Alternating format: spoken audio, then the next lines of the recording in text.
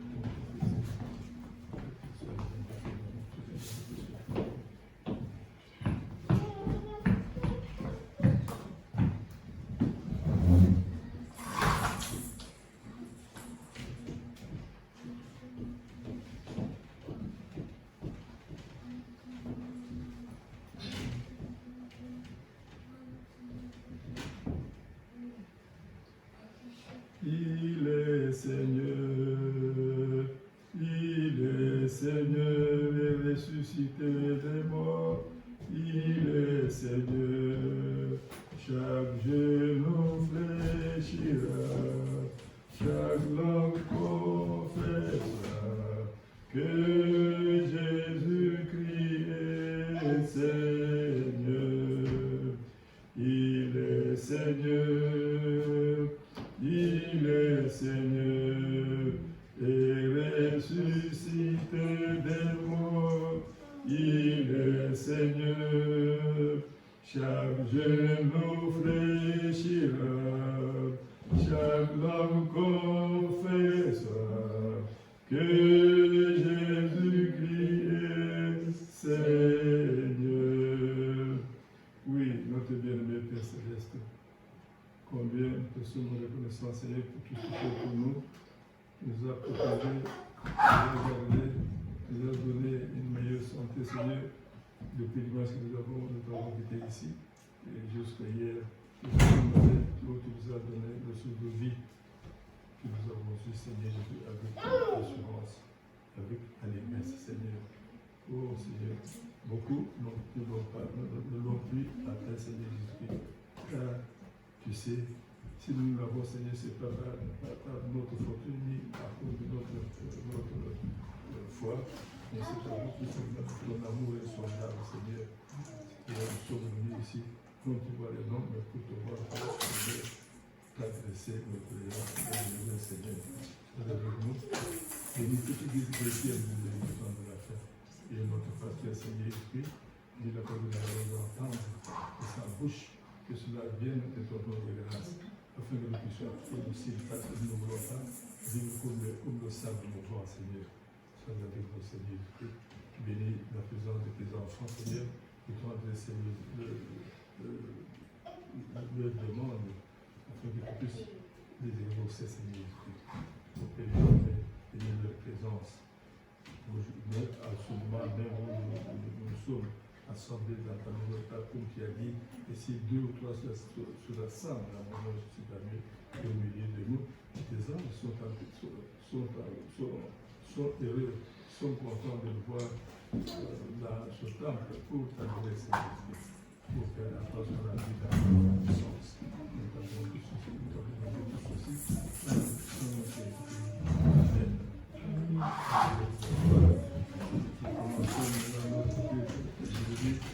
Une fois de plus, bonsoir. Bonsoir.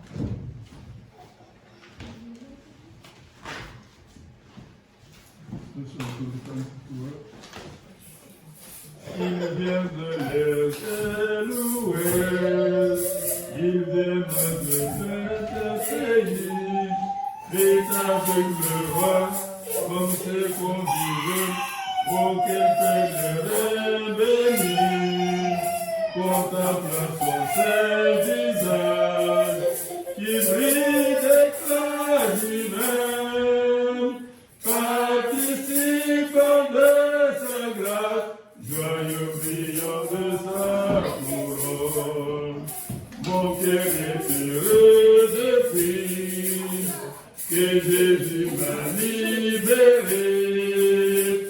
Je ne compte plus le poids des soucis, son jour est si doux pour moi. Mon âme était noire comme nuit, mais les ténèbres ont fui. Maintenant je crie victoire, quand Jésus m'a libéré. Je regarde notre blanc, devant son les achetés. Il n'y a plus de larmes, ni chagrin connu, ni mon sauveur m'a précédé, me prépare la voie. Bientôt nous serons ensemble dans le temps où l'éternité.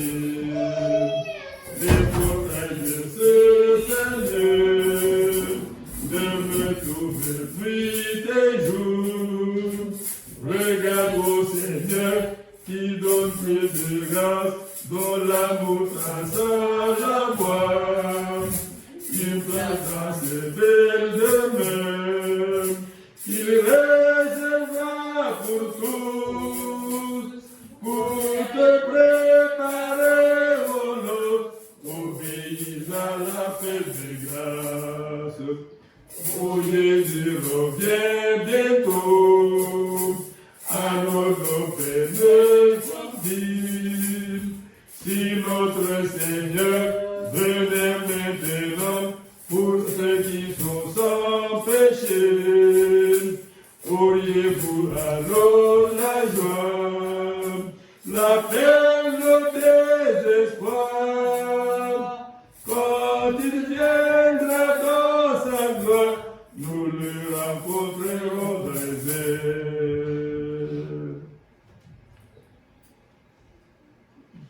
150, la voix c'est bon.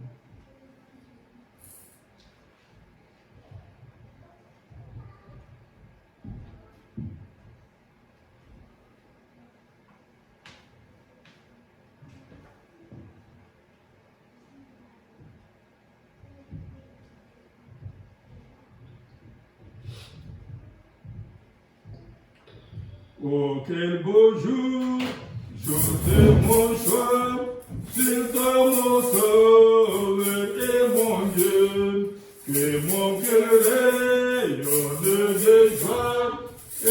nous tout son agissement. Quel beau jour, quand Jésus ôta mes péchés, il m'a pris dans veiller, prier et vivre chaque jour dans la joie. Quel beau jour, quand Jésus ôta mes péchés, il m'a pris en veiller, prier et vivre chaque jour dans la joie. Quel beau jour, quand Jésus ôta mes péchés. Quel engagement, il s'est levé, à lui qui mérite mon amour. Il s'échangera de sa maison, pendant que je vais à l'autel. Quel beau jour, quand Jésus ôta mes péchés, il m'a pris à veiller, prier et vivre chaque jour dans la joie. Quel beau jour, quand Jésus ôta mes péchés, il m'a pris à veiller, prier et vivre chaque jour dans la joie. Quel beau jour, quand Jésus ôta mes péchés.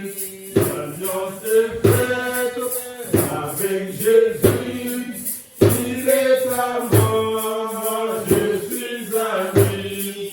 Il me conduit et je le suis, brillant de confiance et savoir. Quel beau jour, quand Jésus ôta mes péchés, il m'a pris à veiller, prier et vivre chaque jour dans la joie. Quel beau jour, quand Jésus ôta mes péchés, il m'a pris à veiller, prier et vivre chaque jour dans la joie. Quel beau jour, quand Jésus ôta mes péchés. Que Dieu vous bénisse. Amen. Nous appelons le pasteur à la chair.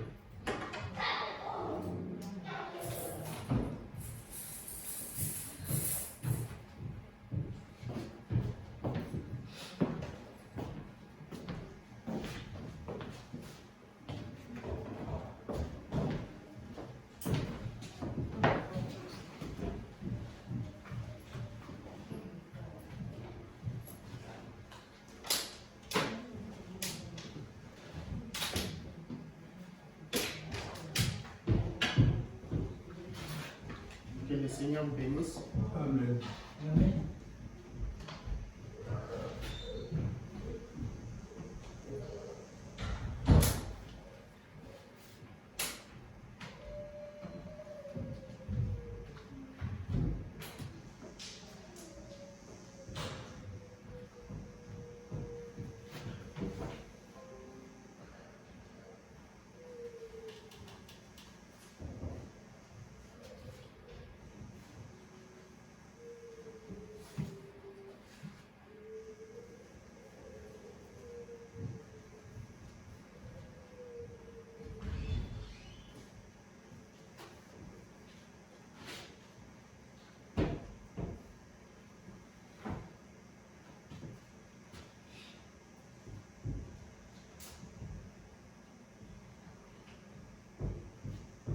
Avant de commencer, prions le Seigneur.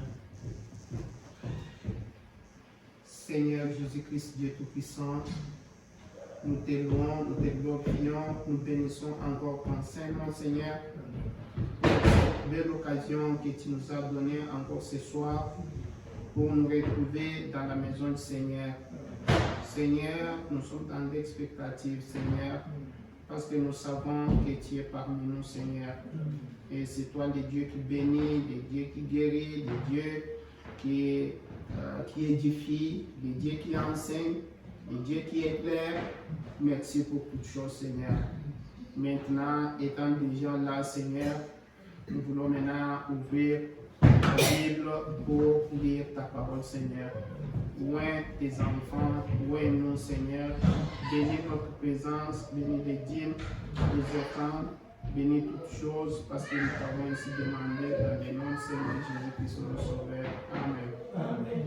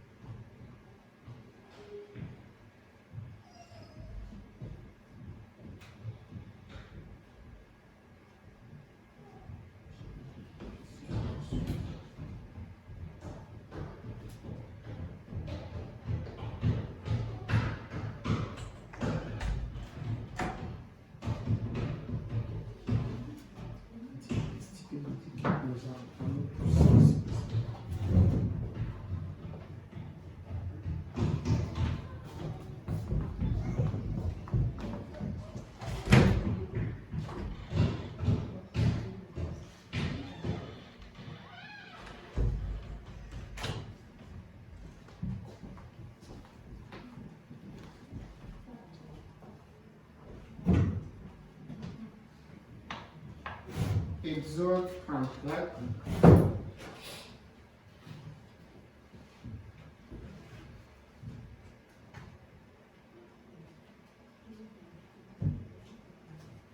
Exode chapitre 34.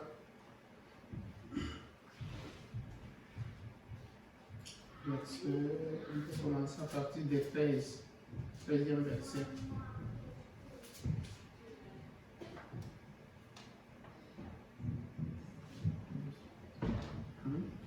Exode chapitre 34, non, verset 13, à partir de 13. Lisons pour notre Seigneur. Non, commençons à partir des 12 pour que ce soit 12.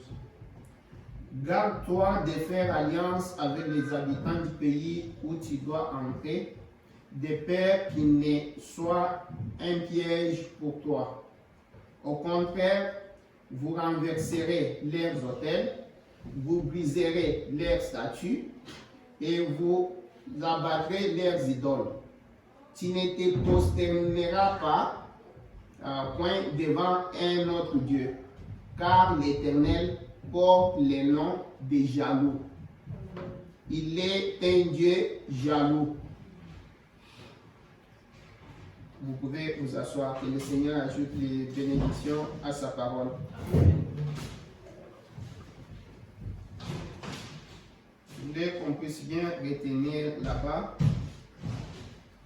Dieu dit déjà à Moïse que vous ne pouvez pas vous prosterner devant un autre Dieu, car l'Éternel porte le nom de jaloux.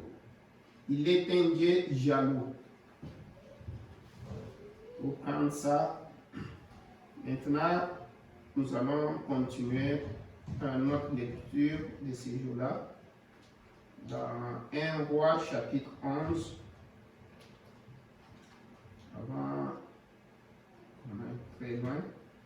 Avec 1 Roi chapitre 11. Je vais aller un peu directement.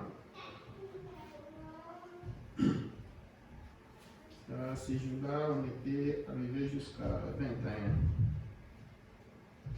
Lorsque Hadad apprit en Égypte que David était couché avec ses pères et que Joab, chef de l'armée, était mort, il dit à Pharaon, « Laisse-moi aller dans mon pays. » Et Pharaon lui dit, « Que te manques-tu que te manques-tu auprès de moi pour que tu désires aller dans ton pays? Il répondit, rien, mais laisse-moi partir. Dieu suscita un autre ennemi à Salomon, Raison, fils d'Eliad, qui s'était enfui de chez son maître Hadadézer, roi de Soba. Il avait rassemblé des gens auprès de lui et il était chef de bande. Lorsque David massacra les troupes de son maître, ils allèrent à Damas et s'y établirent, et ils régnèrent à Damas. Il fit un ennemi d'Israël pendant toute la vie de Salomon. En même temps qu'Hadad lui faisait du mal. Il avait Israël à l'aversion, il régna sur la Syrie. 26. Jéroboam aussi, serviteur de Salomon, leva la main contre les rois. Il était fils de Nébat et Ephratien de Séréda. Et il avait pour mère une veuve nommée Sérua. Oui. Voici à quelle occasion il leva la main contre les rois. Salomon bâtissait Milo et fermait la brèche de la cité de David, son père. Jéroboam était fort et vaillant. Et Salomon, ayant vu ce jeune homme à l'œuvre, lui donna la surveillance de tous les gens décorés de la maison de Joseph. Dans ce temps-là, Jéroboam était sorti de Jérusalem, fut rencontré en chemin par le prophète Achija de Silo. Revêtu, maintenant, retenez ici, c'est là où l'histoire devient très bonne. Là où je vais tirer un peu votre attention ici, parce que nous allons beaucoup lire ça. Revêtu d'un manteau neuf, ils étaient tous des sels dans les champs. Donc les prophètes là, Achija et Jéroboam. 30. Achija saisit les manteaux neufs qu'il avait sur lui, les déchira en 12 morceaux. Vous savez qu'Israël avait 12 tribus, les 12 patriarches. Maintenant, voilà ce que les prophètes font. Il déchire maintenant son nouveau manteau en 12 morceaux. Écoute. Et dit à Jéroboam, prends pour toi 10 morceaux, car ainsi parle l'Éternel, le Dieu d'Israël. Voici, je vais arracher le royaume de la main de Salomon et je te donnerai 10 tribus. Ce qui était 12 tribus là, on va arracher. Maintenant, on prend 10 pour donner à Jéroboam. Écoute l'histoire. Je suis où? Ok. Oui. Il dit, et dit à Jéroboam, prends pour toi 10 morceaux, car ainsi parle l'Éternel, le Dieu d'Israël. Voici, je vais arracher le royaume de la main de Salomon et je te donnerai 10 tribus. Mais il aura une tribu, Salomon, à cause de mon serviteur David et à cause de Jérusalem, la ville que j'ai choisie sur toutes les tribus d'Israël. Et c'est là parce qu'ils m'ont, écoute la raison pour laquelle on doit diviser les royaumes. Pourquoi Jérusalem a été divisé? Écoute, la raison est là, on donne là au verset 33.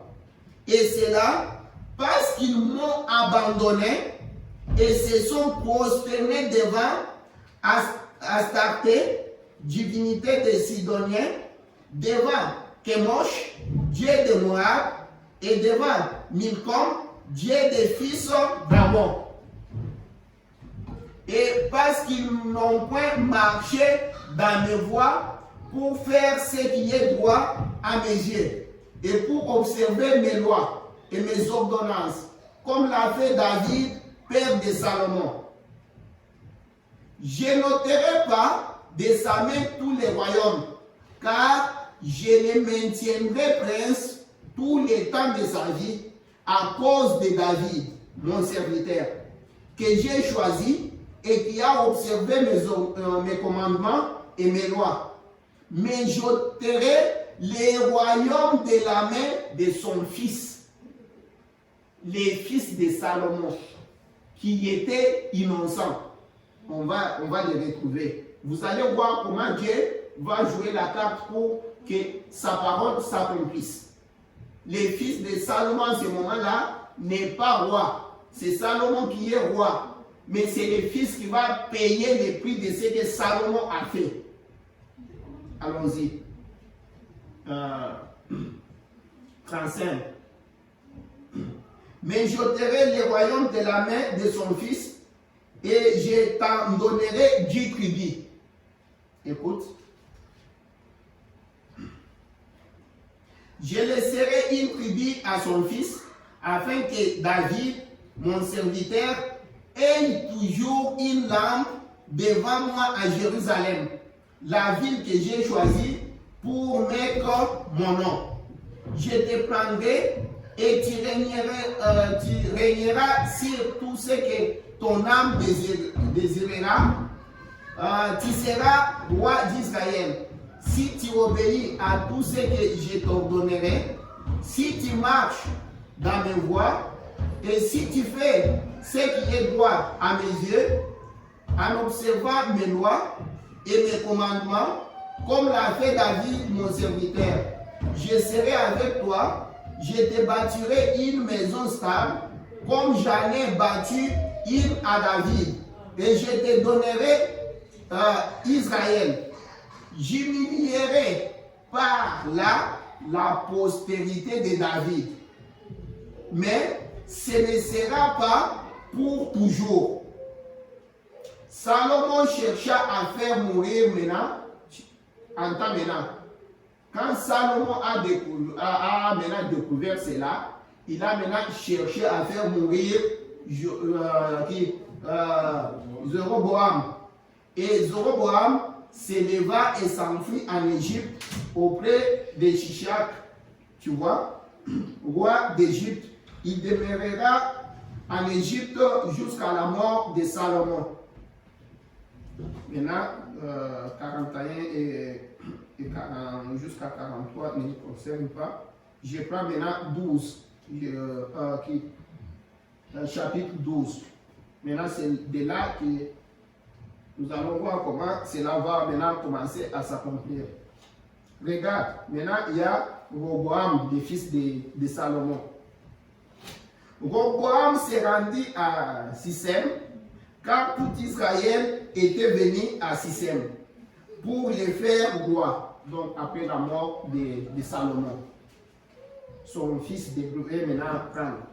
Lorsque Jéroboam, qui s'était enfui en Égypte, n'est-ce pas, fils de Nabat, eut des nouvelles, il était encore en Égypte, où il s'était enfui loin du roi Salomon, et c'était en Égypte qu'il demeurait. On l'envoya appeler. Alors, Jéroboam et toute l'assemblée d'Israël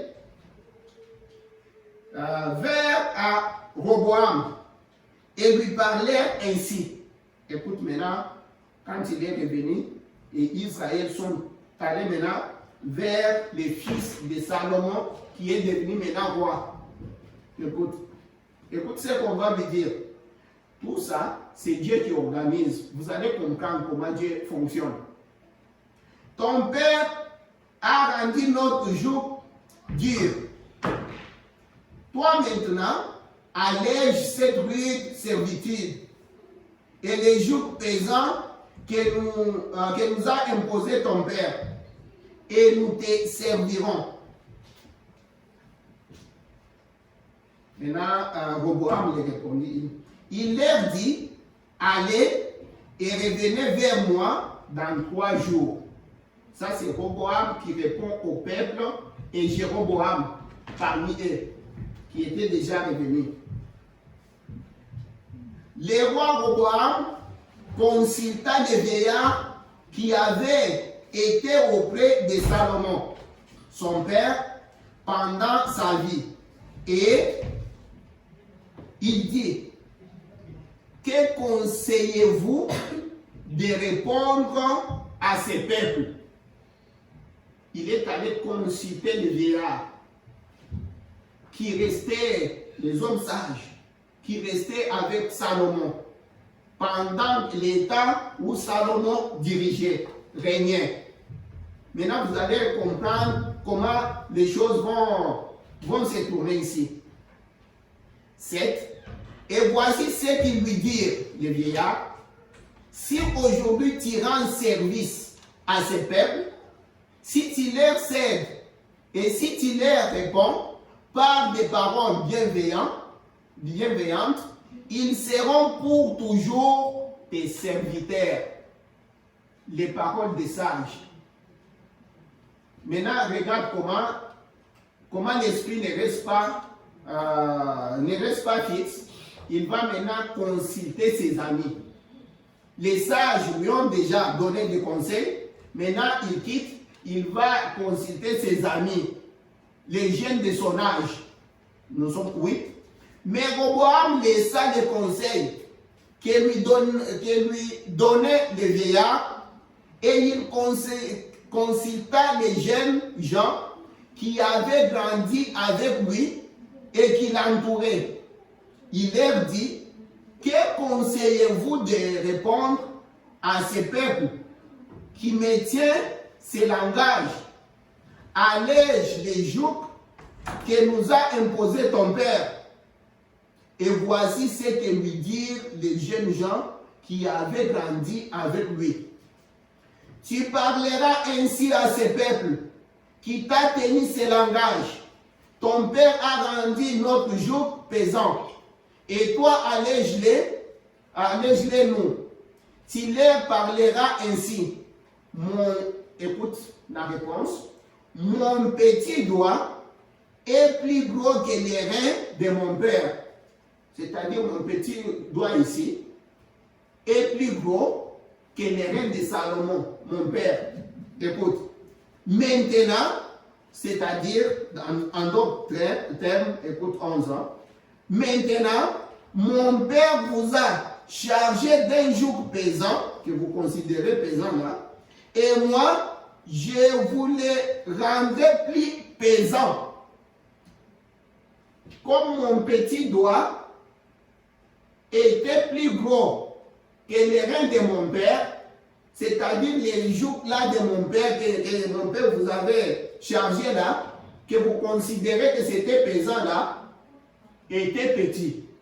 Alors comme mon doigt est gros, hein, je vais les rendre maintenant plus pesants. Mon père vous a châtié avec des fouets et moi je vous châtierai avec des scorpions. Jéroboam, maintenant écoute Jéroboam qui était revenu de l'Égypte avec les peuples ensemble, voilà ce qu'ils disent maintenant. Jéroboam et tous les peuples vinrent à Roboam le 3e jour, suivant ce qu'avait dit le roi. Revenez vers moi dans 3 jours. Le roi répondit durement au peuple. Il laissa les conseils que lui avaient donnés les vieillards. Et il leur parla ainsi. D'après les conseils des jeunes gens, mon père a rendu votre joug pesant, et moi, je vous les rendrai plus pesants. Mon père vous a châtié avec des fouets, et moi, je vous châtierai avec des scorpions. 15. Ainsi, le roi n'écouta point les peuples, car cela fit diriger, écoute, je veux que vous puissiez tenir 15. Pourquoi il est allé, après avoir consulté les vieillards, l'esprit n'est pas resté, il n'était pas satisfait des conseils que les vieillards lui ont donnés. Maintenant, on lui a donné la bonne chose, mais il n'était pas toujours satisfait. Quelque chose lui dit, va maintenant consulter les jeunes gens, de façon qu'il quitte les bons conseils qu'on lui a donnés. Tu vois, qui était derrière tout cela? Regarde 15. Vous allez comprendre qui était derrière tout cela. 15, on nous dit, ainsi le roi n'écouta point les peuples, car cela fut dirigé par qui? Par l'Éternel. C'est lui qui était derrière tout ça, qui a fait qu'il ne puisse pas se satisfaire du conseil des vieillards. Pourquoi? Pour que ce qu'il avait déjà dit s'accomplisse. C'est pourquoi le prophète nous dit, Dieu fait concourir toutes choses pour que sa parole s'accomplisse. Le prophète nous dit que le Saint-Esprit ne suit que les pas, les traces de la parole de Dieu. Tu vois? Finissons ça. Il dit, car cela fut dirigé par l'Éternel en vue de l'accomplissement de la parole que l'Éternel avait dite par Achija le prophète, de Silo, à Jéroboam, fils de Nébat. Lorsque tout Israël vit que le roi ne l'écoutait pas, le peuple répondit au roi, quelle part avons-nous avec David maintenant? On n'a même pas, on n'a rien avec David là, qu'on aimait tant. David qu'on a tant chéri là, quelle part avons-nous avec lui? Parce que nous restons vraiment collés à David, C'est pourquoi nous venons même te consulter. C'est à cause de David, mais de toutes les façons. Quelle part avons-nous avec David? Alors, vous allez voir ce qui arrive. Il dit, quelle part avons-nous avec David? Nous n'avons point d'héritage avec les fils d'Isaïe, qui est David.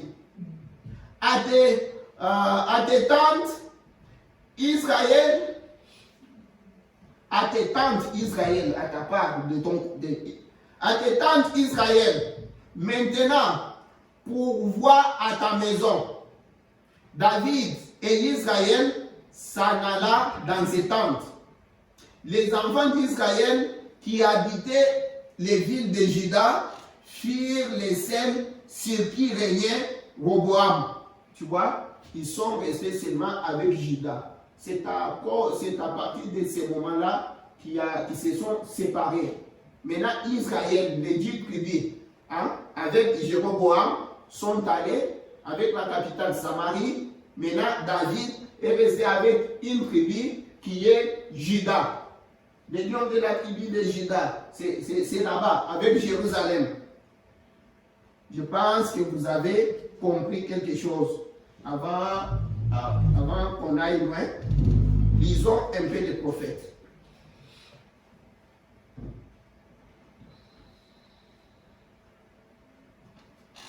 Souvenez-vous que nous traitons toujours notre sujet sur l'idolâtrie. Mais on a juste dans notre lecture, on peut, cette petite partie, on l'intitule comme on a lu dans Exode, l'Éternel porte le nom de jaloux. Il est un Dieu jaloux. Jaloux de quoi? De l'idolâtrie. Il n'aime pas.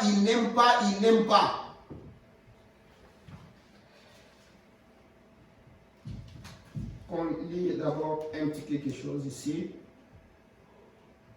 Je vais en lire un peu.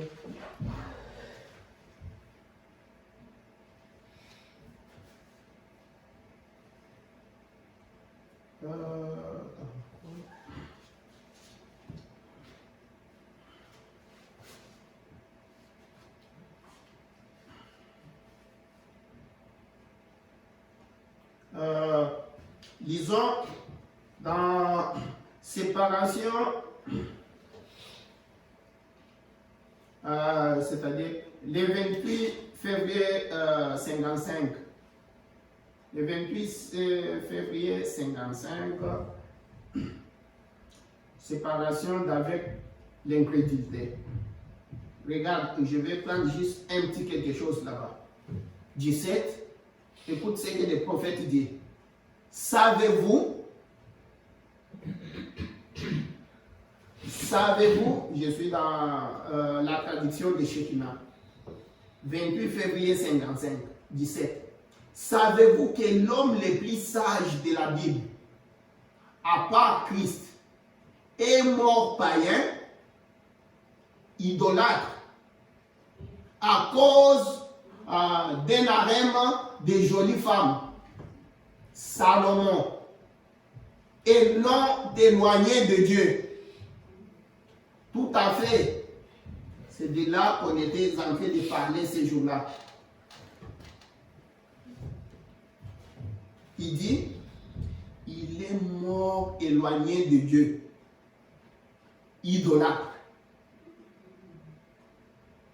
L'homme le plus sage, à part Christ dans la Bible, il est mort éloigné de Dieu. Il parle de Salomon. Quand nous prenons, je pense pas que jamais.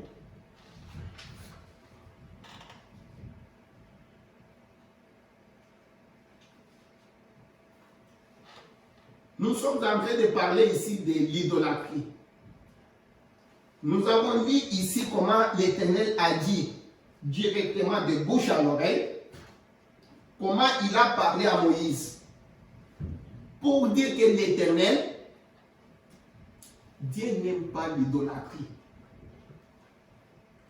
Il a mis en garde. D'abord, si vous vous souvenez ce qu'on a dit ici, je peux avoir lire ça, si ça ne me dérange pas. Regarde comment il met Moïse en garde. La chose qu'il met Moïse en garde directement. Il dit, garde-toi de faire alliance avec les habitants du pays où tu dois entrer. Exode 34, 12. Hein? Il dit, de peur qu'il ne soit un piège pour toi. Salomon savait très bien ça. Dieu qui disait ça, j'ai oublié de vous prendre. Souvent quand Dieu dit quelque chose, je vous avais dit l'autre fois que nous voyons ici. Nous jugeons les choses.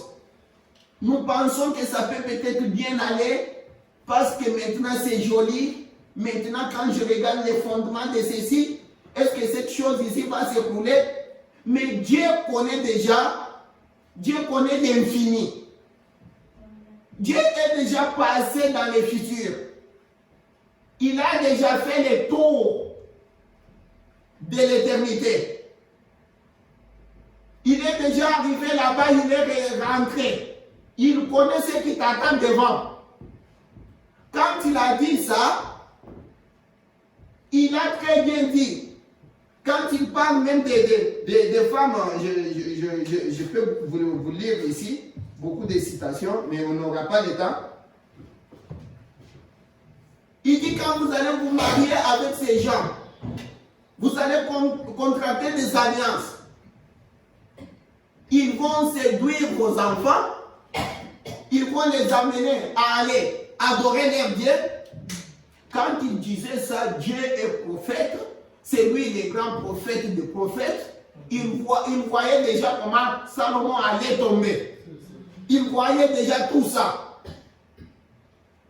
Quand il les mettait en garde là, il savait déjà tout. Il dit ici à Moïse, de peur qu'il ne soit un piège pour toi.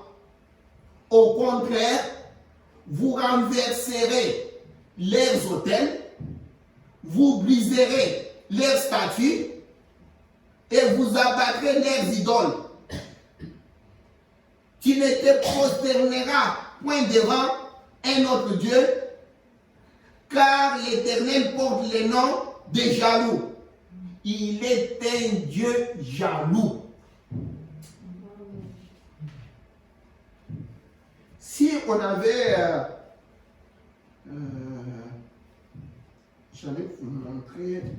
Parce qu'on n'a pas le temps.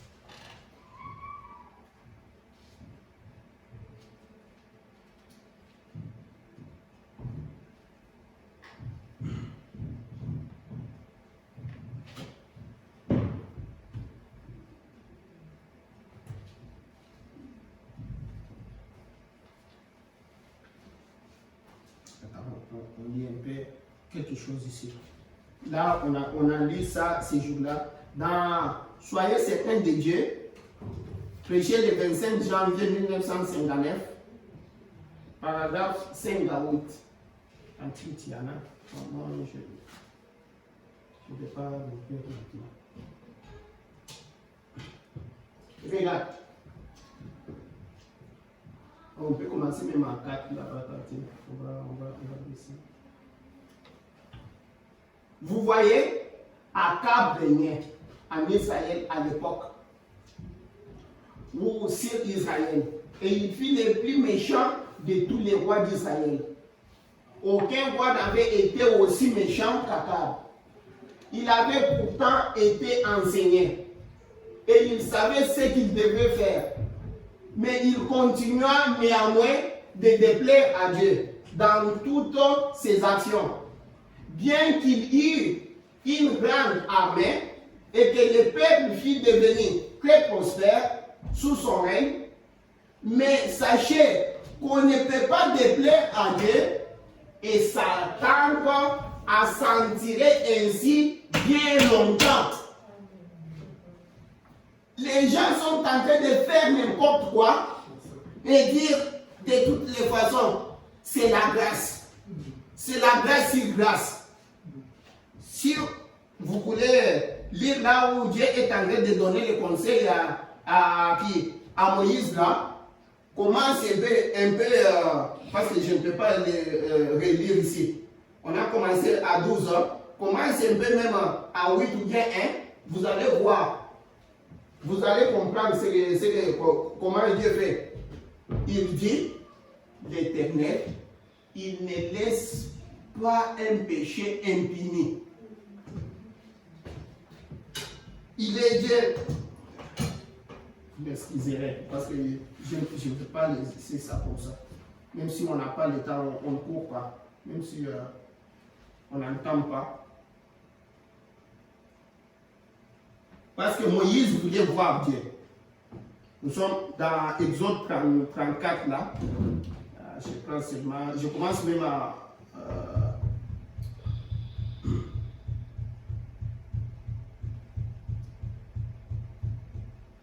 Moïse a demandé à Dieu, il voulait le voir. Il dit, si j'ai trouvé grâce à tes yeux, laisse-moi te voir. Toi, tu as dit que tu me connais par mon nom. L'Éternel lui a dit, personne ne peut pas me voir et rester vivant. Je suis l'Éternel. Il dit alors, mets-toi dans le rocher, quand je vais passer, je vais mettre ma main comme ça et je vais passer. Maintenant, écoute quand maintenant l'Éternel passe. Vous allez voir comment Dieu aime l'adoration. Si tu veux être en paix avec Dieu là, adore Dieu. Dieu aime l'adoration. C'est son domaine. Tu ne peux pas prendre l'adoration de Dieu et aller le donner à quelqu'un d'autre. Ça, vous n'allez pas vous entendre. Écoute d'abord comment quand il passe, comment il se donne des éloges. Lui-même, hein?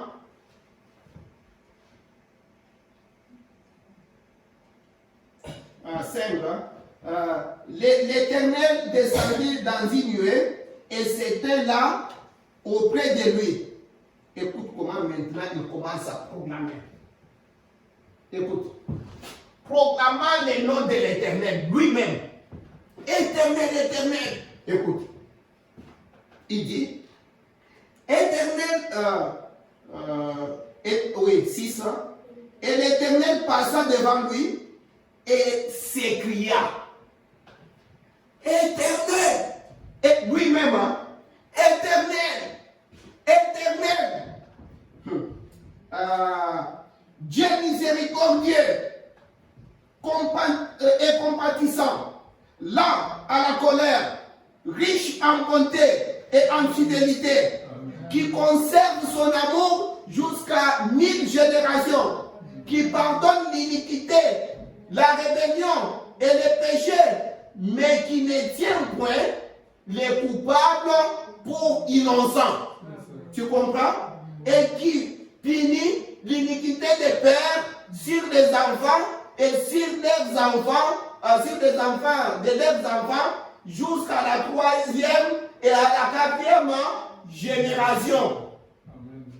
Tu vois? Qui punit l'iniquité des pères, hein? Mais qui ne tient point les coupables pour innocents. Que tu aimes pas, il va le faire. Amen. Il va te pardonner, oui, mais tu vas payer. C'est ce que notre prophète nous dit. Et nous avons l'écriture. Regarde, il nous donne l'écriture d'exemple. Voici David, l'homme selon le cœur de Dieu. Vous avez vu comment on l'avait chicoté ici, hein? Et puis il est allé pleurer. Il a pleuré. C'est ça. Maintenant, quand il rentre à notre... soyons certains de Dieu.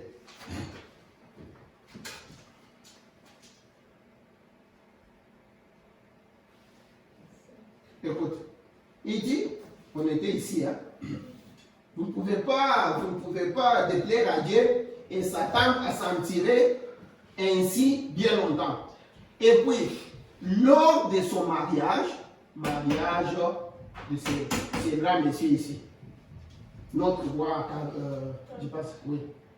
Lors de son mariage, au lieu d'épouser quelqu'un parmi son peuple, il alla épouser une pécheresse, une idolâtre, qui adorait les idoles. Tu vois ce que l'Éternel avait déjà dit à Moïse et aux autres? Si vous allez vous marier avec eux, qu'est-ce qu'ils vont faire de vos filles et vos garçons?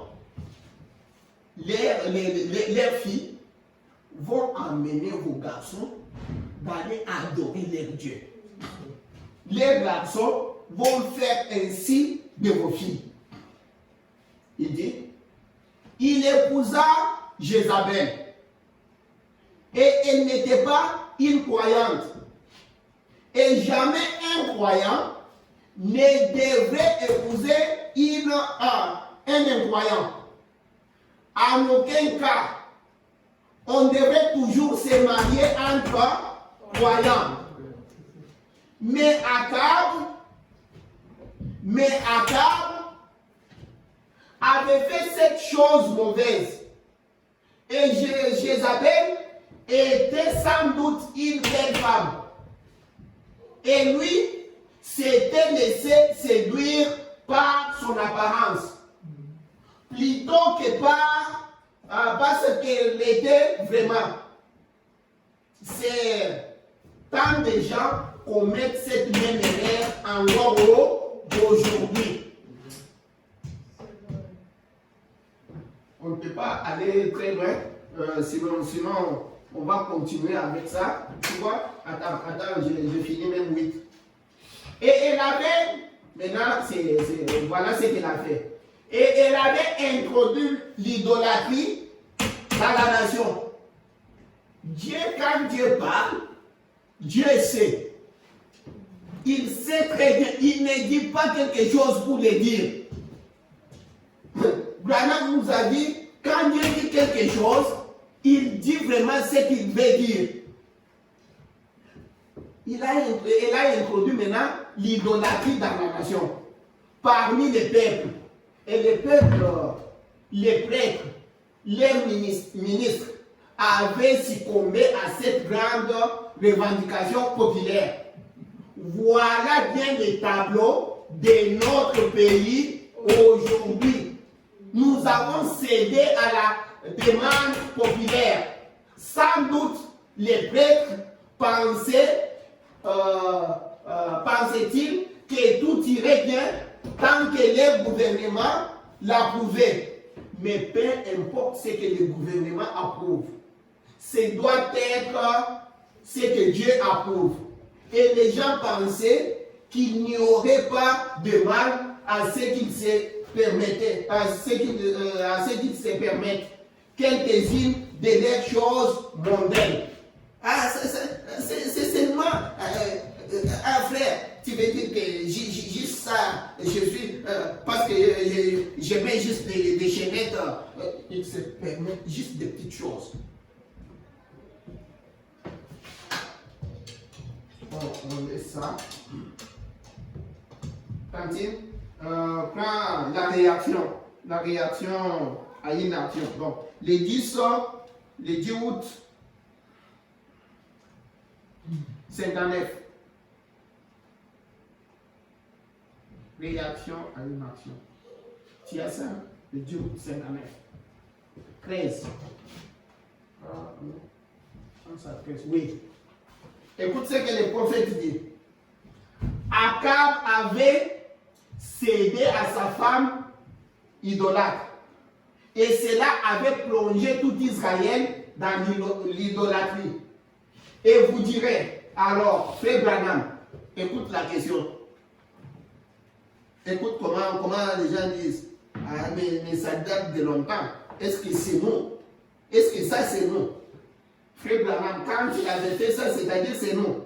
Écoute ce qu'on a posé la question à Frère Branham.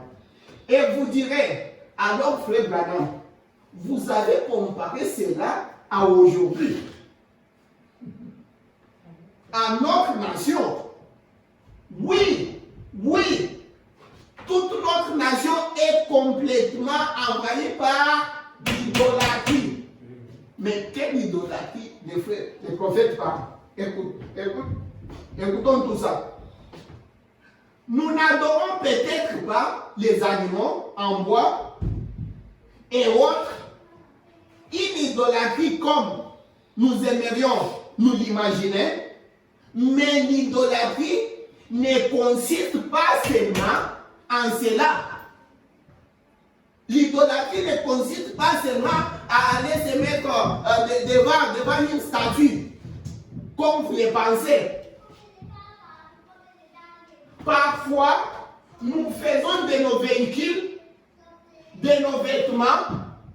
Moi, tu vois la robe là. Mon frère, tu vois les chaussures là, tu vois Louis Vuitton là. Mon frère, tu vois, moi, tu vois quand je mets ma veste là. Donc, tu vois, comme chez nous, on dit quoi, quand il y a trop de vestes là, tu vois, comme l'arachide là. Oui, comment il est bien dans son quoi, comment, oui, la peau là, mais je voulais dire, attends, ça va venir. Il y a un terme que je voulais dire. Il dit, nous faisons de tout cela une idolâtrie comme nous aimerions nous l'imaginer. Mais l'idolâtrie ne consiste pas seulement en cela. Parfois, nous faisons de nos véhicules, de nos vêtements, des choses que nous faisons des idoles. Tout ce qui s'interpose entre Dieu et vous, c'est une idole. Parfois, nous faisons de nos églises des idoles. Moi, je viens de telle. Moi, je viens de telle église. Notre tabernacle. Oh, l'église chrétienne du temps de la fin. Notre église là. Moi, je viens de tel tabernacle. Moi, je viens. Oh, mon pasteur. Tu fais que c'est l'idole. Comme je vous disais ces jours-là, je n'ai pas trouvé d'écriture. D'ailleurs, c'est de ça que les prophètes parlent. Il dit, il y en a qui font de leurs parents son idole. Il fait de son ami donne. L'icône, ces chanteurs-là. Moi, tu vois, nous là, c'est là. Des idolâtres. Des idolâtres. Tout ce qui s'interpose entre Dieu et vous, c'est une idole. Parfois, nous faisons de nos églises des idoles. Nous ne devions jamais faire cela. Nous ne devions jamais faire cela. C'est Dieu seul que nous devions adorer. L'Éternel porte le nom d'un Dieu jaloux. Il est un Dieu jaloux. C'est Dieu seul que nous devions adorer. Toute la nation était évidemment gouvernée par les lois et les statuts de son roi. Et le roi disait que tout cela était en ordre. C'était le modernisme. Et tout voulait être moderne. Maintenant tu sais comment on porte? Tu sais comment il faut porter maintenant? Mais ça doit être à ta taille là. Ça doit être vraiment, c'est comment on dit slim ou bien quoi? Si c'est kanga, on dit si c'est quoi? Oui, des trucs comme ça. Nous devons vraiment, c'est ça, non? Mais il n'y a pas longtemps, on vient de dire qu'il y a un autre style qui veut commencer, qui veut sortir là. Il veut ranker un peu comme dans le temps. Les trucs un peu qui sont un peu délaissés. Maintenant, nous allons voir les gens qui disaient que les autres sont des modèles, hein, nous allons voir, ils vont encore suivre même tendance moderne, comme Paul l'a dit. Vous allez voir, nous allons voir aussi, ça va, les langages vont encore changer. Hein? Tu vois? Et tout voulait être moderne. Tout comme nous aujourd'hui. Nous voulons être modernes. Vous pouvez allumer votre télévision et vous verrez une femme fumer une cigarette disant soyez modernes. Fumez telle et telle cigarette. Un autre spot publicitaire, c'est boire la bière. Et on dit soyez modernes. Buvez telle et telle boisson. Eh bien, nous ne voulons pas être modernes. Nous voulons être des chrétiens.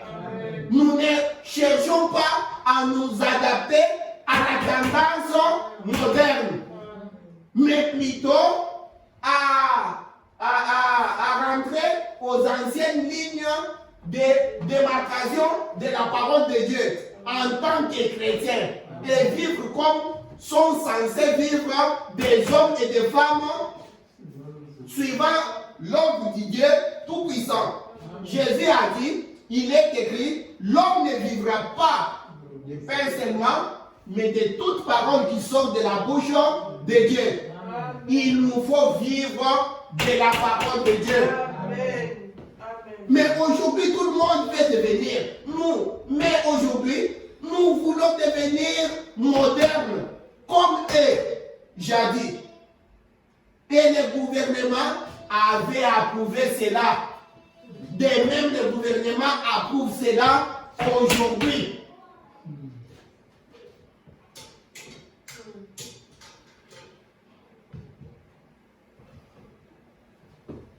Allez continuer avec ça. Lisez ça, vous allez comprendre. Vous allez trouver de bonnes choses là-dedans. C'est parce que je vais toucher par-ci, par-là.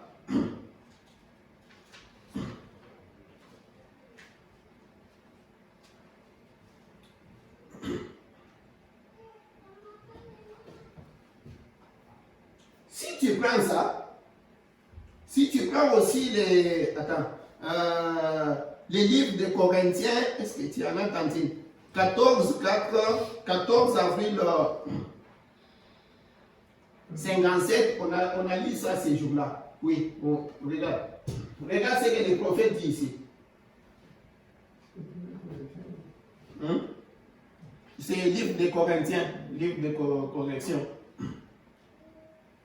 Prêché le 14 avril 57. On peut même commencer même par ici. On devrait commencer ici, mais commençons par ici. Vous dites, voici ce que je sais.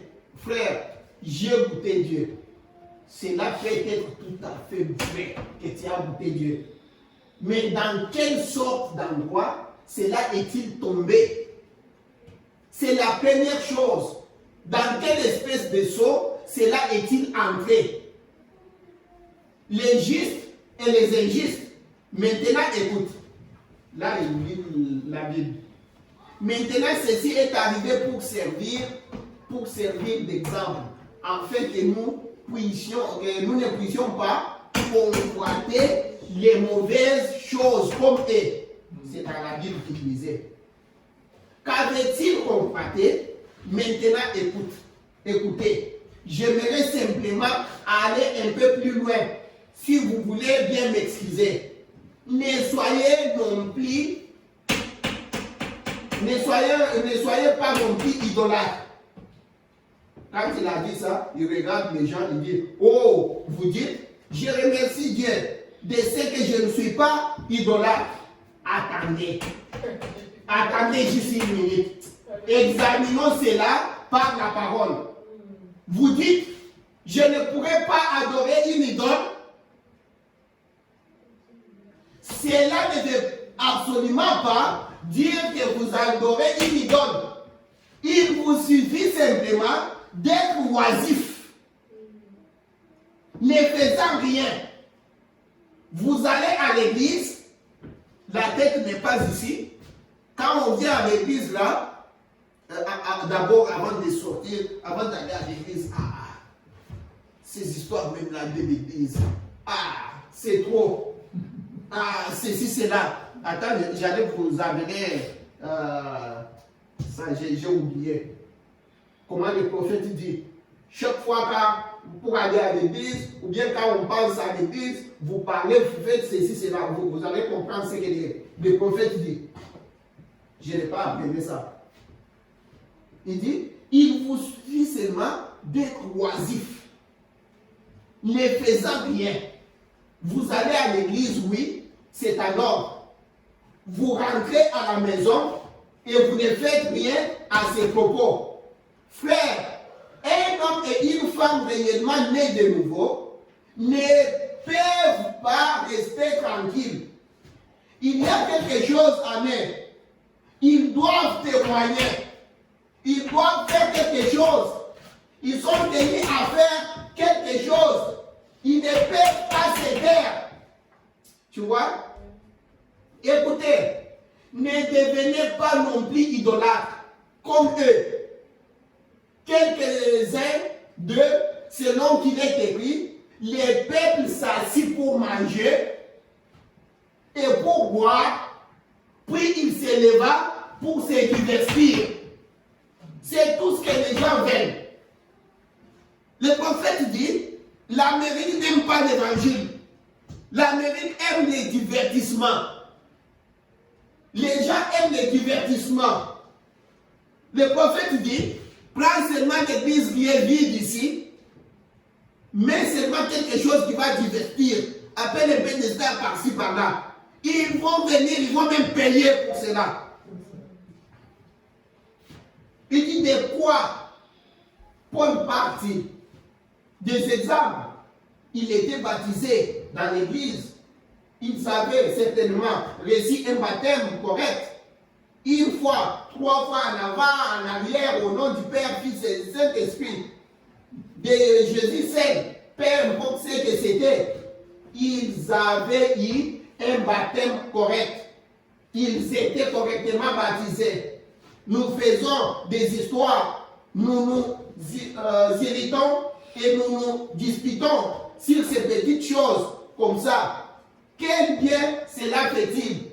Vous laissez de côté les principes de base. nos églises se sont divisées à cause du baptême, certainement. Puis vous dites, oh alléluia, ils n'ont pas la bénédiction spirituelle que nous avons. Ils sont vraiment très froids et formalistes. Gloire à Dieu. Je mange de la véritable manne de Dieu. Je sais que c'est la vérité. C'est l'exacte vérité. Mais qu'est-ce que ça change? Vous dites, frère, j'ai le Saint-Esprit. Tombe réellement dans notre église. C'est bien. Mais qu'est-ce que ça change pour vous? Si vous n'êtes pas la bonne sorte de vase dans lequel il tombe, rappelez-vous. Oh, vous dites, je suis sincère. Ils étaient aussi. Ils avaient quitté leur maison et ils étaient partis.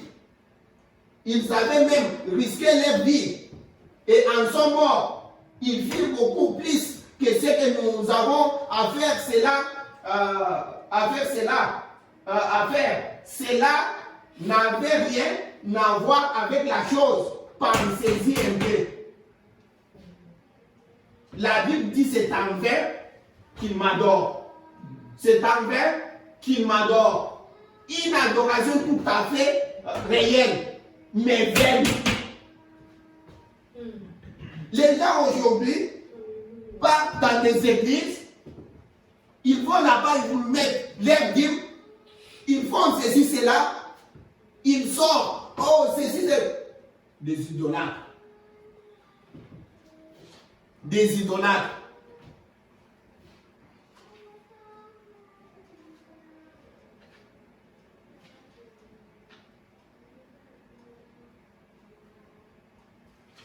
Vous savez, comme on lisait ces jours-là, l'homme veut adorer. L'homme est créé comme ça pour adorer. Il doit adorer. C'est un adorateur. Mais tu dois réellement savoir pourquoi tu adores, qui tu adores et comment tu adores. Parce que sinon, le prophète dit le diable est tellement risé. Le diable est tellement risé. Vous vous souvenez de ce qu'on avait dit dans quelle prédication ici? Soif. Le prophète dit, vous avez réellement soif de Dieu. Vous voulez adorer. Vous cherchez Dieu. Vous voulez adorer Dieu. Mais sois d'abord sûr que tu l'as trouvé. Parce que le diable peut te tromper. D'ailleurs, la Bible le dit très bien. Mettons d'abord 2 Thessaloniciens chapitre 2, verset 4. Paul le dit très bien. Le diable est allé s'asseoir maintenant dans l'église. L'Éternel porte le nom d'un Dieu jaloux. Faites attention avec l'adoration.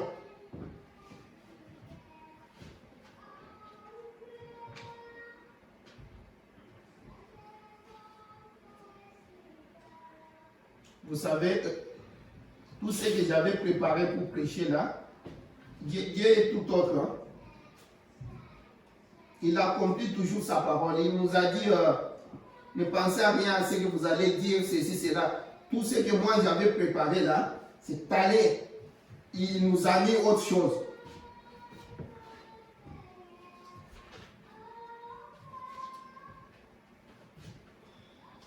On a dit 2 Thessaloniciens, chapitre 2, verset 4. Écoute, l'adversaire qui s'élève au-dessus de tout ce qu'on appelle Dieu. Lui, il s'élève au-dessus de tout ce qu'on appelle Dieu. Ou de tout ce qu'on adore. Il est allé où? Jusqu'à s'asseoir dans les temples de Dieu. C'est proclamant lui-même Dieu. Alors les gens vont faire quoi? L'adorer. Quand on ne sait pas celui qu'on adore, on ne sait pas comment l'adorer, on ne sait pas comment détecter que c'est lui ou pas, c'est tout un problème. Ce qu'on voulait voir ici, notre problème ici était de Salomon. Attends, avant qu'on rentre là-bas, lisons d'abord la divinité.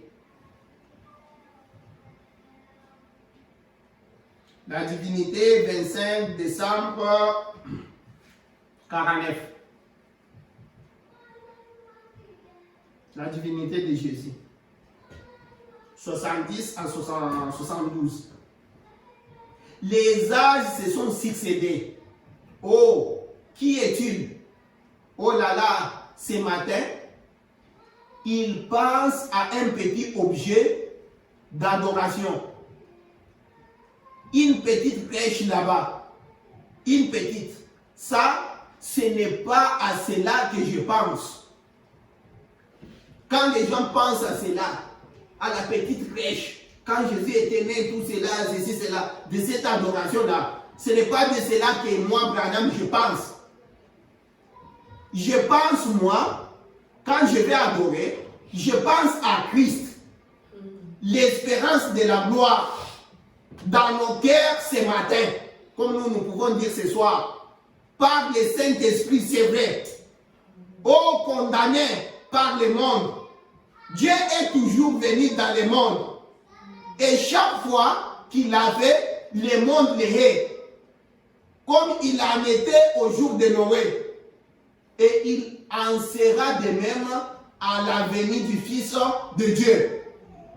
Mes amis, nous sommes en ce jour-là.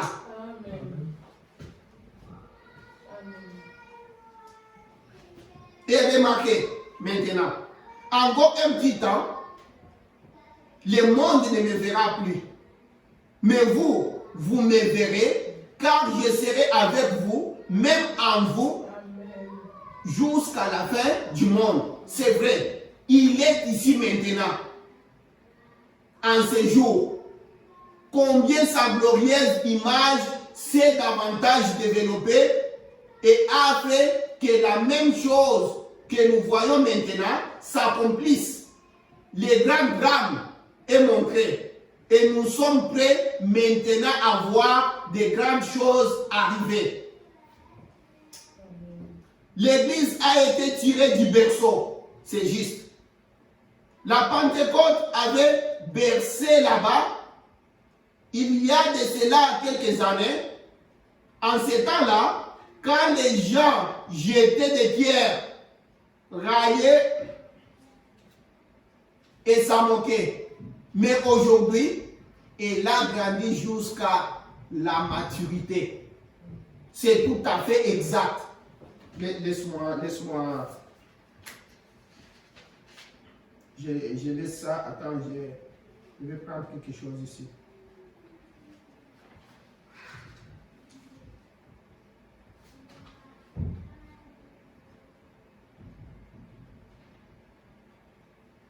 L'ange du Seigneur. Prêchez le 4 mars 48. L'ange de Dieu. Paragraphe 12. Eh bien, c'est l'ange de Dieu. Avant que je lise ça, je vais vous rappeler quelque chose. Vous voyez là où on a dit, si vous vous rappelez, Moïse a dit à Dieu, si tu ne marches pas devant nous, si vous allez lire Exode 34, là, on n'a pas le temps, les 1 jusqu'à, vous allez voir, il a demandé à Dieu, tu dois marcher, tu dois vraiment, Seigneur, tu dois marcher avec nous. D'ailleurs, Exode 33, de 13 à 19. Il dit, tu dois marcher avec nous. Sinon, si tu ne marches pas avec nous, quelle différence fera-t-il? C'est Moïse qui dit au Seigneur, si tu ne marches pas avec nous, quelle différence fera-t-il? On va être comme tout le monde. Il faut que tu marches avec nous pour que nous soyons un peuple différent, distingué. Et moi et le peuple, nous devons être distingués de tout le monde. Marche avec nous. Et Dieu a dit oui. Allez lire Exode 13, 33. Et Dieu a dit oui. Si on avait des temps, d'ailleurs, on va continuer, on va lire ça. Et vous vous souvenez comment Exode dans les 32 là, tout ça, vous allez au 23 aussi, 22, tout ça, vous allez vous rappeler. C'est l'écriture que les prophètes utilisent toujours. Hein? Mon ange marchera devant toi. Même quand il a parlé à qui? À Josué. Il lui a dit, mon ange va marcher devant toi. Cet ange, les prophètes nous enseignent que cet ange-là, c'est qui? Parce qu'il nous dit dans les lieux d'adoration, il nous dit que la Bible dit très bien que cet ange va porter le nom de Dieu. C'est Dieu lui-même, n'est-ce pas? Mais écoute ce que le prophète nous dit. Vous savez, c'est là où je demande aux gens de faire attention. N'est-ce pas? Le prophète ne nous a pas enseigné. Quand nous regardons dans cette Bible, le prophète ne nous a pas enseigné que Jésus est Dieu. Et la Bible ne le dit-il pas? Mais quand Jésus était sur cette terre, on lui pose maintenant la question, dis-nous ça. Dis-nous les temps où ça va être comme ceci, comme cela. Je ne connais pas. Lui-même Dieu là, tu vois, quand il joue les fonctions de fils, il est fils. Il nous dit même que je ne connais rien, tout ce que je dois faire, je dois dire, je ne fais que ce que je dois faire au Père. Pourtant, il est Dieu, n'est-ce pas? C'est-à-dire, Dieu nous montre quoi? Vous devez savoir mettre chaque chose à sa place. Tu vois? Quand il joue les fonctions de Père, il est Père. Quand il joue les fonctions de la parole, dans cette forme-là de parole, il est comme ça. Il ne faut pas confondre ça.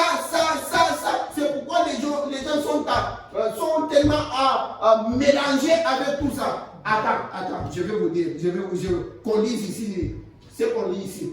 On est dans Tantine, tu es là? Dans quoi? Là, tu n'as pas ça? Tantine, regarde dans ton affaire, là, tu vas trouver. C'est les 4 mars. Le 4 mars 48, j'ai mis ça, je ne sais pas. 48, ça y est, ça doit être. Ça n'est même pas là. Le 4 mars, c'est l'ange de Dieu. Ça doit être peut-être en bas. Je l'ai mis. Moi j'en ai ici. Mais laisse-moi alors. Si tu ne trouves pas, si ce n'est pas en bas, voilà. Parce que j'ai pris des Shekinah. Attends, je vais vous lire. Traduction des Shekinah. L'ange de Dieu, prêché le 4 mars 1948. Paragraphe 12. Écoute ce que le prophète dit. D'ailleurs, il dit la même chose aussi dans... Je pouvais vous donner même l'autre écriture. Attends, on va lire dans l'autre écriture. Ça va être là. Il dit, eh bien, c'est l'ange de Dieu. On l'a vu plusieurs fois dans des réunions. Et je sais qu'il est ici ce soir. Je sais qu'il est ici. Je l'ai senti 3 ou 4 fois depuis que je suis ici. Maintenant, enfin qu'on sache, eh bien, beaucoup de gens comprennent mal. Maintenant, mes amis, ceci n'est pas en aucun cas une adoration de l'ange. Tu vois? Pourtant, l'ange là, la colonne de feu ici, l'ange de l'Éternel ici, c'est Jésus, c'est Christ. Amen. Tu vois? Mais quand il parle de l'ange, comme étant ange, on ne l'adore pas. Écoute, il y a plusieurs endroits je vais vous donner. Tu vois? Ici, attends, je continue. Il dit, je vais vous donner plusieurs endroits. Il parle comme ça, il les dit maintes fois. Vous pouvez aussi lire, prenez les passages. Allez aussi vérifier à la maison. Je ne sais même pas si on en a ici, mais on n'a pas de temps. Laisse-moi même finir ça. Je vais vous donner. Vous pouvez aller vérifier aussi dans l'expectative. Prêcher le 10 août 1950. Il dit non, non, non, non. Ce n'est pas l'adoration de l'ange. Nous adorons Dieu. Amen. Tu vois? Pourtant, l'ange qui dit là, c'est le Seigneur. Il nous enseigne le Seigneur. Tu vois? Mais étant l'ange, quand il joue cette fonction-là, il est ange. Il dit là, écoute, la première fois que j'ai dit ça, c'était l'ange du Seigneur. C'est quand on était, je suis entré dans le bureau des frères aînés, quand on priait là-bas. J'ai pris ça, c'était l'ange du Seigneur. Je pense qu'on en a ici. On a aussi ça ici. Attends, j'ai fini ça. Je ne prie pas au nom de l'ange. Ou je ne connais même pas son nom. L'ange là qui m'arrive, qui me dit ceci, cela, je ne connais même pas son nom. C'est Branham qui nous dit. Ce n'est pas l'adoration de l'ange. Mais si vous vérifiez les Écritures, quand Dieu a... D'ailleurs, il est dit ici très bien. C'est que j'étais en train de vous dire ici. Il dit, mais si vous vérifiez les Écritures, quand Dieu envoie son peuple, il y a un ange qui les conduit. Il ne nous a dit pas que même si j'entre dans la tombe aujourd'hui, cette colonne de feu n'ira pas avec moi. L'ange de l'Éternel va rester avec l'Église. Ce soir-là, il est ici. Cet ange-là. Mais le prophète nous dit, on n'adore pas l'ange. C'est pourquoi les prédicateurs doivent savoir comment aligner les aiguilles de la montre. C'est là où il se complique beaucoup.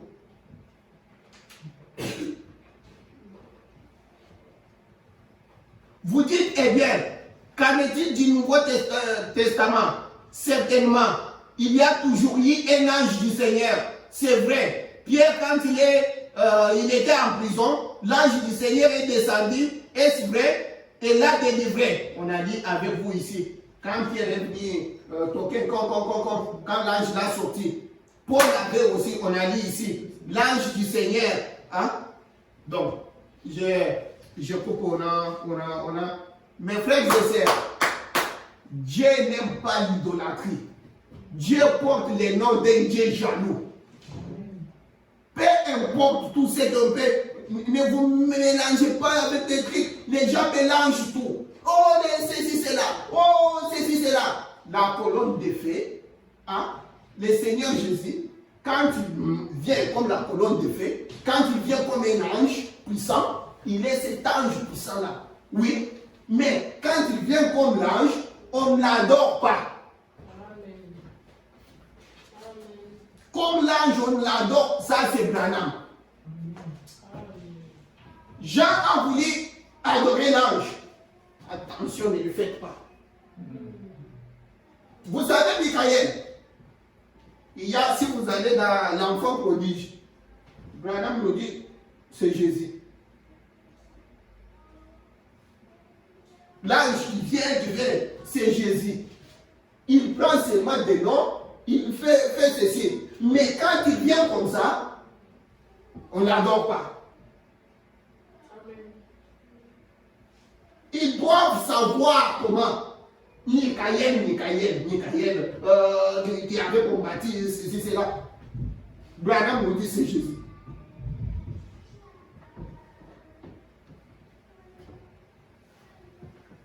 Si je mets ce soir, si on m'enterre, cette colonne de fer restera dans l'église.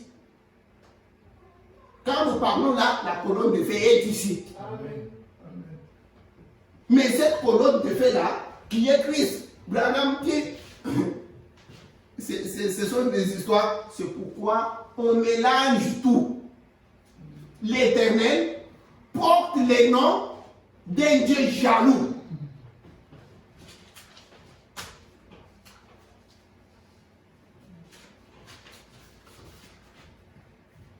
Que le Seigneur vous bénisse beaucoup.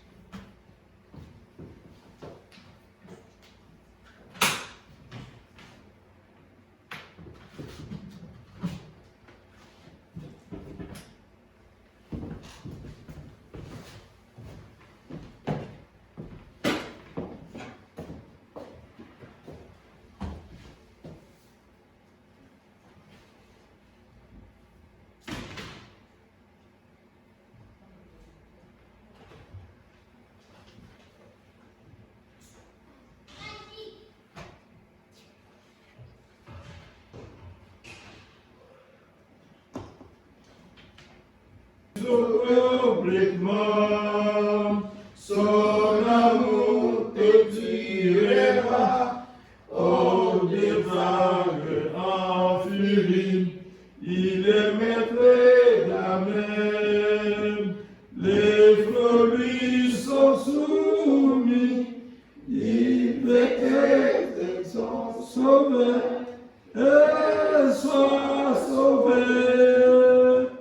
L'amour m'a sauvé, l'amour m'a sauvé, quand il est vivait. L'amour m'a sauvé, l'amour m'a sauvé, quand il est vivait. L'amour m'a sauvé.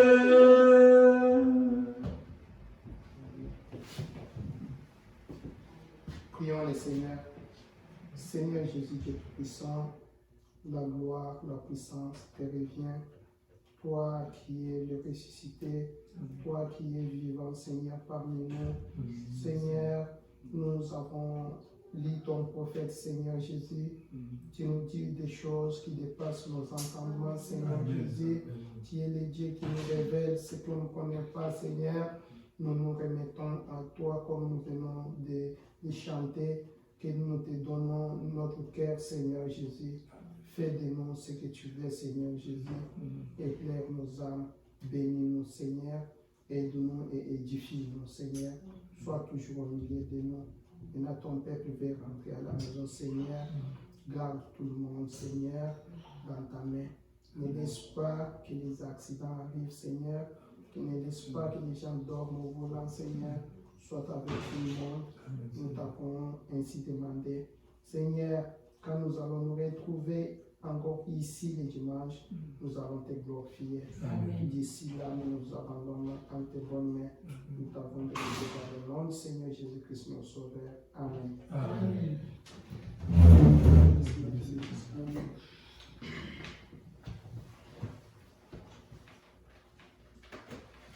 Ça c'est gâteau. Ça c'est gâteau. Oh, que ta main paternelle me bénisse à mon coucher, et que ce soit sous ton aile que je dorme comme mon berger, que je dorme comme mon berger. Veuille effacer par ta grâce les péchés que j'ai commis, et que comme tu m'effaces, obéissant et soumis, obéissant et soumis, fais reposer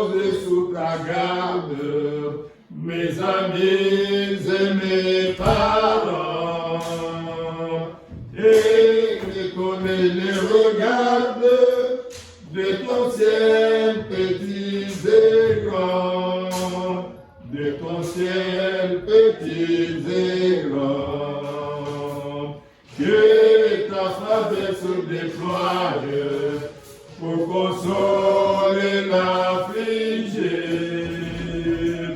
Donne au pauvre peu de joie, aux malades la santé, aux malades la santé. Seigneur, je fais ma prière, sous ton aide je m'endors. Heureux de savoir qu'un Père plein d'amour veille au-dehors, plein d'amour veille au-dehors. Que le Seigneur vous bénisse richement. Et nous demandons de nous protéger jusqu'à dimanche.